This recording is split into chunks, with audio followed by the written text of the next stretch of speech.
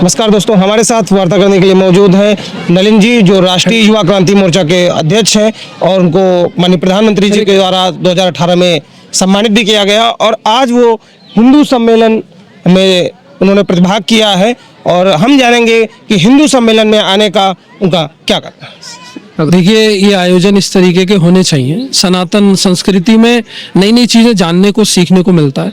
मुझसे पूर्व बहुत सारे वक्ताओं ने, बुद्धिजीवी लोगों ने बहुत नई चीज़ें बताई जिनके बारे में हमें जानकारी नहीं थी या हमें सुन के अच्छा लगा कि हमारी संस्कृति में ये नई चीज़ें। सबके बाद अपनी अपनी शोधें हैं, नया नया उनके पास, सबके पास कुछ कुछ नया है, कुछ कुछ अच्छा है, तो वो सीखने को, जानने को मिला।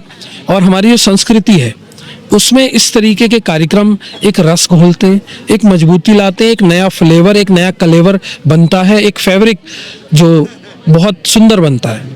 जी, दूसरा, ये जो हिंदू सम्मेलन आज कराया जा रहा है राजधानी लखनऊ की अगर बात करें तो मैंने कई पार्कों में कार्यक्रम देखे। इस कार्यक्रम का क्या उद्देश्य है? इन कार्यक्रमों का उद्देश्य है कि समरसता की भावना, एकजुटता की भावना, आपसी प्रेम, सहयोग और 36 बिरादरी एक साथ कैसे प्रेम से रहें, ये मेरा पूरा विश्वास है कि इन कार्यक्रमों से ये डेवलप जरूर होगा। क्योंकि अभी जैसा मैंने सुना, आपने बताया कि आप एक सॉफ्टवेयर इंजीनियर भी हैं और चूंकि आप सॉफ्टवेयर इंजीनियर बने हैं, अभी एक छात्रों को लेकर एक बड़ा, आपने देखा शायद अपने नॉलेज में हो कि डिजिटल तौर पे बड़ा आंदोलन चल रहा है यूजीसी को लेकर। जी जी जी, आप भी स्टूडेंट रहे हैं, छात्र रहे हैं, इसको किस दृष्टिकोण से आप देखते हैं? देखिए, मैं पूरा तो उसको नहीं जान पाया हूँ, उसके सारे बिंदुओं को अभी मुझे अध्ययन करना बाकी है, इसलिए कुछ भी स्पष्ट कहना मेरे लिए मुश्किल होगा।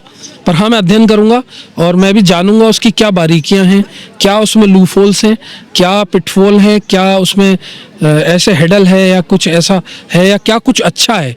तो जो अच्छा है उसका प्रचार होना चाहिए। मेरे हिसाब से कोई भी कानून या कोई भी प्रस्ताव पारित होता है तो उससे पहले उसका प्रचार कीजिए, लोगों को विश्वास में लीजिए, तब आप उसको प्रतिपादित कीजिए, उसको संपादित कीजिए, उसको भेजिए समाज में।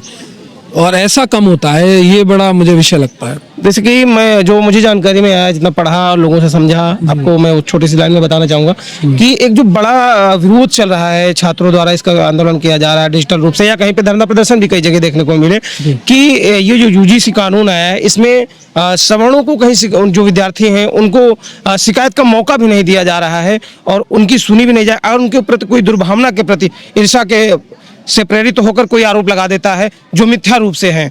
उसमें पहले था जुर्माना लगाया जाता था ऐसे लोगों पर, अब वो भी प्रावधान खत्म कर दिए गए। अगर ऐसा भेदभाव किया जाता है तो हिंदू सम्मेलन का क्या तात्पर्य होगा? नहीं, आप फिर युवा हैं, तो मैं इसको बिल्कुल समर्थन नहीं करूंगा कि एक पक्षीय कार्य तो बिल्कुल नहीं होना चाहिए। ये तो भेदभाव अगर है, ऐसा है तो ये गलत है।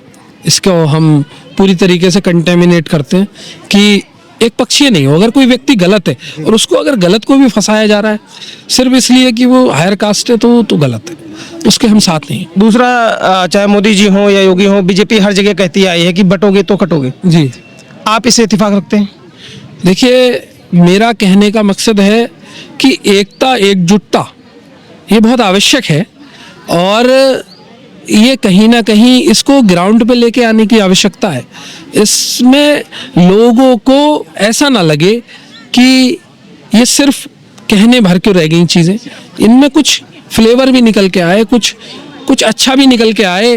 केवल नारे भर, केवल कहने भर से कुछ नहीं होगा। बड़े सारे ऐसे मुद्दे और बहुत सारी चीज़ें ऐसी पेंडिंग है अभी जिनको करना अति आवश्यक है।